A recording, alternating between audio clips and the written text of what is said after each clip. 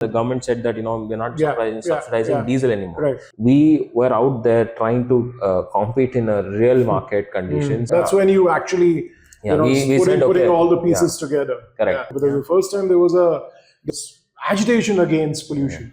I've not seen this in India before. Have you? We will only focus on projects that are providing feedstock from municipal solid waste. Right. Okay, cities. But that's where you pinpointed the problem, and that's where you started. That's something the viewers should listen to this very carefully, because this is where with all your challenges and everything, and the turnkey, when you complete the circle,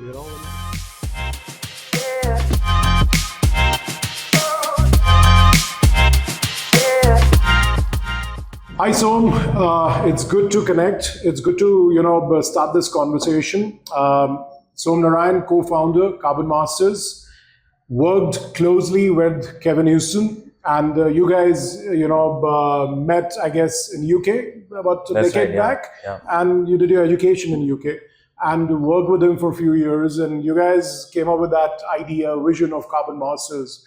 And last 1 decade, astonishing work, right? I mean, all the that aptitude and attitude towards something related to climate, something related to a challenge. You see that, you get into it, and you run after it. That's what we all have heard about you. I'm going to ask you a lot of questions around it. But last decade in India, your vision, cleaner, greener India, right? And cleaner, the climate, environment, you being an environmental engineer, right?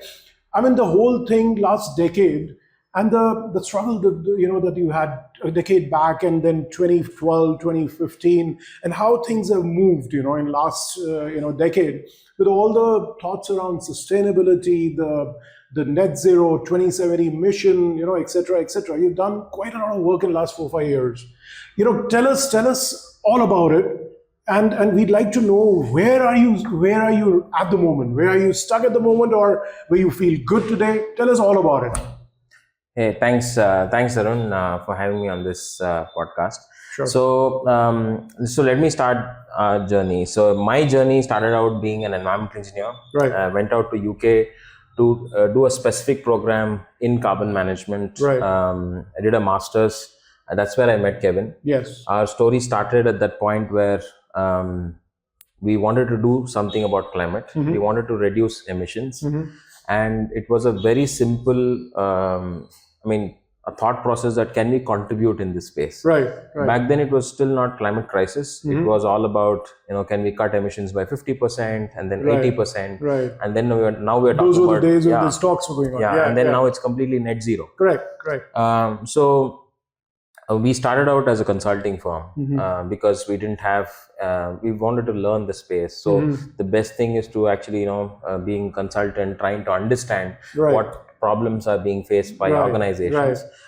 We did few projects, and then we thought that, we're going to get them on a journey where, like, ultimately, like, if we all have to get to net zero, who are the emitters? If you take the top 100 companies in the world, they would be contributing to the maximum amount of emissions. Now, individually, you have certain choices to make. Your personal carbon footprint. Now, you got here, what we're doing, on a day-to-day basis. But your personal carbon footprint is a function of what you're also having access to use. Like, it could be the form of energy. Like, if you had all your home with completely clean energy, then your emissions would come down. Correct. But the manufacturing aspect, or the way the entire setup or the ecosystem is, individuals need to have choices. Therefore, we need to help businesses transform from their existing business as usual and come up with cleaner alternatives. Right. Now, it's a very vast topic. Let me double click. So we decided that we picked on few topics. We then zeroed down on how can you cut emissions through cleaner energy, and we didn't start with biogas or CBG. Of course. We started out with thinking that can we come up with solar briquettes, diesel conversions, and anything that can be cleaner alternatives. by stopping another fossil fuel. Correct. And then we realized that it's a huge problem. Yes. So I still believe that energy efficiency is the best form of reducing emissions, because it's something that even after production you have so much of, if you're using inefficient appliances. But then too many topics, so we said let's zero down on one particular subject. And the dots connected because of waste going to landfills, me being a Bangalorean, and there was a natural it was staring in our face. Either you're, as a citizen, you're seeing the waste being generated and going to landfill. Landfills generating the methane emissions, the methane being a large contributor of greenhouse gas emissions. Correct. So and just to give the context, if you reduce a ton of CO2, you're reducing a ton of CO2, which is great. But if you reduce a ton of methane, you're reducing 32 times more. Yes. It's the equivalent factor of GWP. So we said, this is something that sounded very interesting. In a short span of time, you could go after more projects. And if you start looking into what are your sources of methane, and this is the most evident one, which is landfills causing methane. Because of not scientifically treating waste. So we then started working on pilot projects, did our first set. Which year was this? This was 2015, 16. Okay, so that was about 8-10 years back. That's when you actually putting all the pieces together. Correct. And we said, okay, why are we wasting all these nutrients? We didn't even realize that was good organic fertilizer in it. Initially we just thought that, okay, this is a great solution. If you capture a ton of methane from landfills, you can then save 32 tons, or back then it was 28 tons, and now the GWP, global warming GWPs have been increasing. So it's now 32. And this is the scientific community telling us that this is the low-hanging fruit, you have to solve for it. And if you solve for methane, then you're solving for various others. Now when you start connecting the dots, you've stopped the landfill emissions. Now you take that methane. Initially, carbon credits were being given to flare the methane in landfills. So they were doing that as a first step of potentially capturing the methane, flaring it, so that you're not, at least so once you flare it, what you get is biogenic CO2. So would we then one step ahead, can you stop? I mean, and landfills are no fancy thing, right? Your entire community around is suffering. It's suffering, that's true. Groundwater pollution. Not only in Bangalore, everywhere in the country. It's a geo situation. And it happens in certain Southeast Asian countries as well. You're saying. And then, so we said, okay, can we go one step further, purify this, and use it as a fuel grade methane to replace some of the fossil fuels? So our journey didn't even start with thinking of what we are currently doing, like in terms of injecting the gas into the grid, to the GAIL pipelines, or to supplying it for transportation application. It started with a simple thing that, we all knew gobar gas. India, in fact, like yoga, gave biogas to the world. Just that we didn't scale it up as a country, and it's been in the back burner. But I think in the last decade, the kind of work that the entire ecosystem and Indian government support, there's so much happening that we have now completely transformed biogas into an industrial scale sector.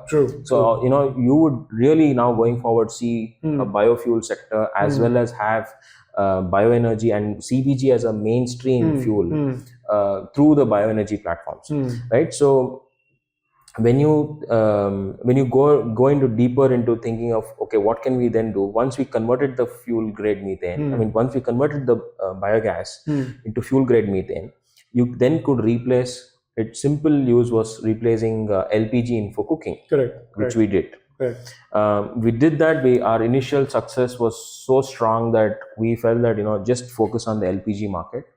You have enough commercial buyers paying, getting no subsidies, because LPG back then was still being subsidized. Of course, yes.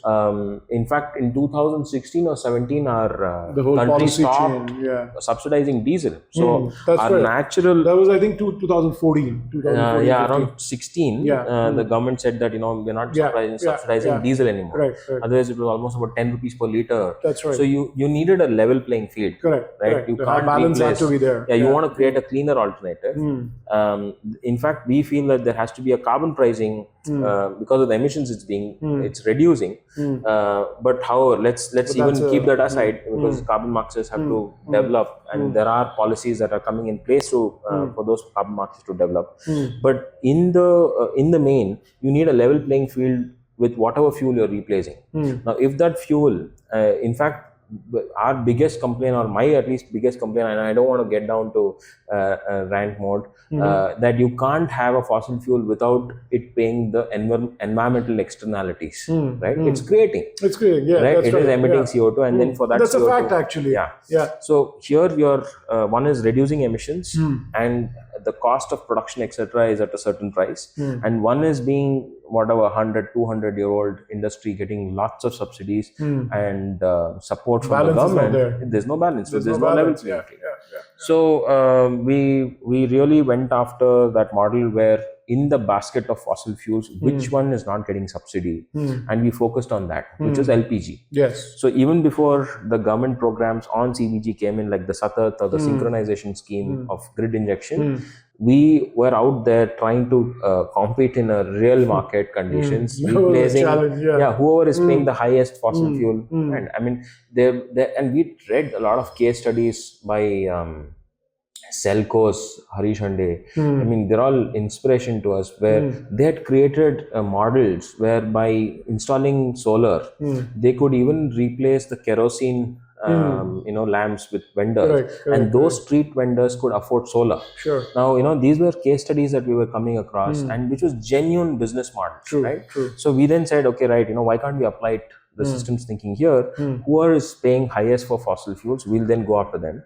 And green, I mean, all that we think about in terms of climate, the green attributes, all of that, that's only has to come as, I mean, at least the current real world that we are living, it only comes as a byproduct. The solution that you're presenting should make a business case. And of course, if I think the government is very responsive, if you were to present them real case studies on how the policies will benefit the country to also save money, of course, that would make a huge sense for the government to implement at the national level. Then I think they're open to it.